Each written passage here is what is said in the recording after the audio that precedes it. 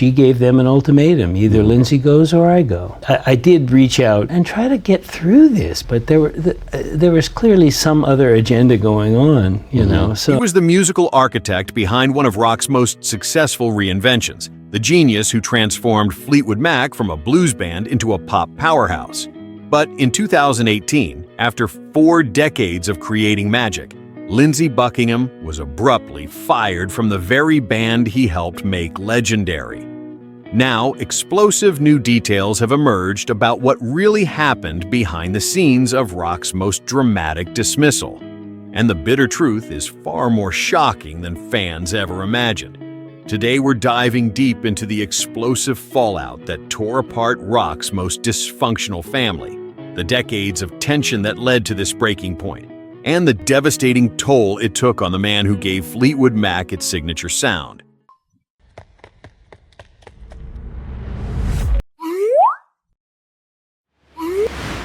Seeds of conflict, decades of tension. To understand the shocking 2018 firing, we need to look back at the complex history of Fleetwood Mac, particularly the volatile relationship between Lindsey Buckingham and Stevie Nicks. Their romantic partnership, which began before they joined the band in 1975, ended acrimoniously during the making of their masterpiece album, Rumors, in 1977. This breakup fueled some of their greatest songs. Buckingham's angry Go Your Own Way and Nicks' haunting Dreams were direct artistic expressions of their split. But while their romantic relationship ended, their creative partnership continued, creating a permanent undercurrent of tension. Buckingham was known as the band's perfectionist, the musical visionary who pushed Fleetwood Mac in new, sometimes uncomfortable directions. After the mega success of Rumors, it was Buckingham who spearheaded the experimental, less commercial Tusk album in 1979, causing friction within the band and with their record label. "It was a line in the sand that I drew," Buckingham explained about Tusk, "to try to reestablish some sense of ourselves as artists rather than just painting by numbers." This pattern of Buckingham pushing boundaries versus some members preferring a more familiar, commercially successful path continued throughout their career. The tension came to a head once before, in 1987, when Buckingham left the band after completing much of the work on the Tango in the Night album. He cited creative exhaustion and a desire to focus on his solo career. Throughout their decades together, Buckingham was often labeled as difficult or controlling in the studio, though many acknowledged his genius. Christine McVie once told Mojo magazine in 2017, "We all know Lindsey is a genius, but he can be a bit of a pain in the arse at times. But that's part of the fun of it, I suppose." The final straw. Musicares and the ultimatum. The beginning of the end for Lindsey Buckingham's time with Fleetwood Mac can be traced to a seemingly innocent industry event in January 2018.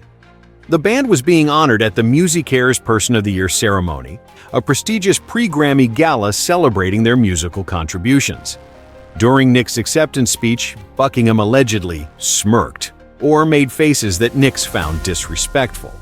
While Buckingham has downplayed this, suggesting it was misinterpreted, the damage was done.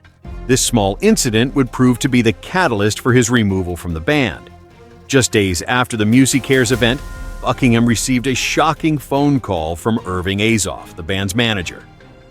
"Stevie never wants to be on a stage with you again," Azoff told him bluntly. According to Buckingham, Azoff delivered an ultimatum from Nicks: either Lindsey goes or she does. "I was stunned," Buckingham later revealed. "It was like a knife in the heart."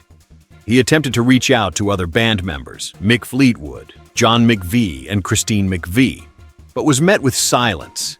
The decision had been made without his input or the opportunity to defend himself. In a 2018 interview with CBS This Morning, Buckingham expressed his disbelief. "I don't think there was ever anything that was just cause to be fired. We have all done things that were not constructive. All of us. In 43 years. The timing was particularly painful for Buckingham. He had requested that the band's 2018 to 2019 tour be delayed by a few months to accommodate his solo album release and tour. a request he felt was reasonable, and one the band had initially agreed to. This request was later used against him as evidence of him being difficult. The real reason: power and control. According to Lindsey Buckingham, his firing wasn't really about the MusiCares incident or tour scheduling conflicts. These were merely convenient excuses. The real reason, he believes, was much more calculated. "I think she saw an opportunity to remake the band more in the Stevie Nicks vein," Buckingham told Rolling Stone in October 2018. "More mellow and without the edginess that I brought." This statement cuts to the heart of what Buckingham believes was really happening: a power struggle over the creative direction and identity of Fleetwood Mac. After decades of sharing the spotlight and creative control, Buckingham suggests that Nicks wanted to reshape the band in her image, eliminating the musical counterbalance he had always provided. Was this truly about personality conflicts, or was it about who would control Fleetwood Mac's musical future? The evidence suggests the latter may be closer to the truth. The timing supports this theory. By 2018, Stevie Nicks had established herself as perhaps the band's most iconic member, with a successful solo career and a devoted fan base. Her induction into the Rock and Roll Hall of Fame as a solo artist, Buckingham has not received this honor individually, further cemented her status. Buckingham's wife, Kristen, was more direct in her assessment, writing on Instagram after the firing, "What happened was wrong. It was a power play and a hit that was called by Stevie Nicks and Irving Azoff." The band's decision to replace Buckingham with not one but two guitarists, Mike Campbell from Tom Petty's Heartbreakers and Neil Finn from Crowded House, further suggests the difficulty of filling the musical void he left. The emotional toll and legacy. The firing took a devastating emotional toll on Buckingham, who had dedicated much of his life to Fleetwood Mac. "What was most disappointing to me was not, 'Oh, I'm not going to get to do this tour,'" he told Rolling Stone. It was, "This is a group of people who I've been through a lot with." The sense of betrayal was compounded by the lack of closure. Buckingham emphasized how hurtful it was that none of his bandmates, especially those he had known for decades, reached out to him directly. "She was, as far as I was concerned, she was the one that had the agenda," he said about Nicks. "But the other two, Mick and John, who I've known since I was a kid, I mean, there was no call from them." In October 2018, Buckingham filed a lawsuit against his former bandmates for breach of fiduciary duty, breach of oral contract, and intentional interference with prospective economic advantage. The lawsuit was settled out of court in December 2018, with Buckingham indicating he was happy enough with the outcome. But no financial settlement could repair the damage to what Buckingham viewed as his musical legacy. "I think what we had was a beautiful 43-year example of a group that was a synergy of 5 people, all of whom were very different," he told CBS This Morning. "And for it to end the way it did, with an agenda that was not honorable, was difficult for me to reconcile." Health crisis and potential reconciliation. In February 2019, just months after his firing and lawsuit settlement, Lindsey Buckingham faced an even greater challenge. He underwent emergency open-heart surgery, which resulted in vocal cord damage. His wife, Kristen, released a statement saying, "Unfortunately, the life-saving procedure caused some vocal cord damage, the permanency of which is unclear." This health crisis put Buckingham's musical future in jeopardy and added another layer of poignancy to his separation from Fleetwood Mac. The timing, coming so soon after the stress of his firing, raised questions about whether the emotional toll of the band breakup might have contributed to his health problems. Despite everything, Buckingham has occasionally expressed openness to the possibility of rejoining Fleetwood Mac under the right circumstances.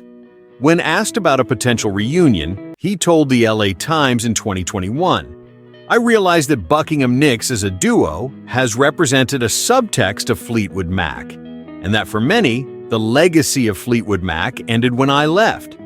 And I say that with all due modesty." While initially he seemed open to the idea if apologies were made, more recently, he seems to have accepted it's over. "I was saddened to see it go. probably for the last time, he told Classic Rock magazine in 2021. But these things happen. You have to move on. However, he has also said, if there's a way for it to be dignified, I'm not going to say never.